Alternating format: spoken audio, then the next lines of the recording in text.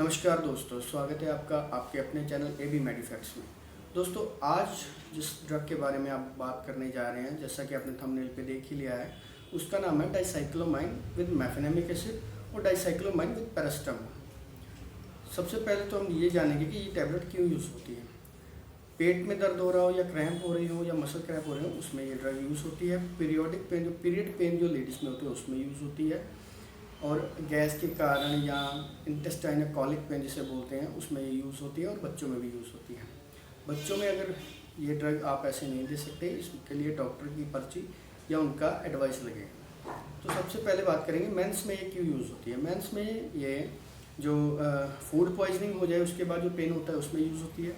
कई बार गैस हो जाती है उसके कारण पेन होता है, उसमें यूज़ होती है। या फिर आंतड़ियों में कोई इन्फेक्शन हो जाए या कोई डैमेज हो जाए उसमें पेन होता है, उसमें यूज़ होती है। वुमेंस में ये पीरियड पेन, जो पीरियड्स होते हैं उसमें पेन होता है, मसल क्रैम्प्स होते हैं, उसमें यूज़ होती है। उसके बाद यूट्रस में क्रैम्प्स होते हैं, उसमें यूज़ होती है। पीरियड्स के जो पहले 2 दिन होते हैं उसमें जब हैवी फ्लो होता है तो उसमें यूज़ होती है। अगर प्रेगनेंसी है तो उसमें आप डॉक्टर का कंसल्ट करके ही ये टैबलेट ले सकते हैं। बच्चों में इसका जो यूज़ है उसमें आप ऐसे टैबलेट ये सिरप इसकी आती है, ड्रॉप्स आती है, नहीं दे सकते, क्योंकि इसका डोज कैलकुलेशन जो है ना बहुत ही कॉम्प्लिकेटेड होता है। उसमें एज और वेट के कॉम्बिनेशन के हिसाब से लेना होता है, और इसमें कोशिश करें सेल्फ मेडिकेशन बिल्कुल ना करें, इससे आपको नुकसान हो सकता है। और उसके बाद कैसे और कब लें, इसमें ये हम करेंगे कि ये खाली पेट बिल्कुल नहीं लेना है, आपको खाना खाने के बाद लेना है। जो प्रिस्क्राइब डोज है उतना ही लेना है, कम ज़्यादा नहीं करना है। और ये ज़्यादा रिपीटेशन में नहीं लेना है कि आज भी लिया कल लगातार लेते रहो, उससे आपको दिक्कत हो सकती है।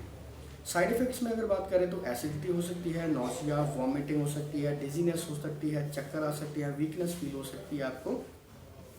और अगर आपको ब्लीडिंग हो रही है तो आप डॉक्टर से कंसल्ट करें।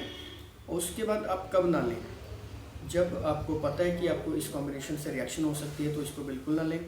अगर आपको क्रॉनिक डिजीज़ है उसमें ना लें, जैसे कि आपको स्टमक अल्सर है, क्रॉनिक में आपको किडनी प्रॉब्लम है, आपको हार्ट प्रॉब्लम है, उस कंडीशन में बिल्कुल ना लें। डॉक्टर का एडवाइस बहुत ही ज़रूरी रहता है।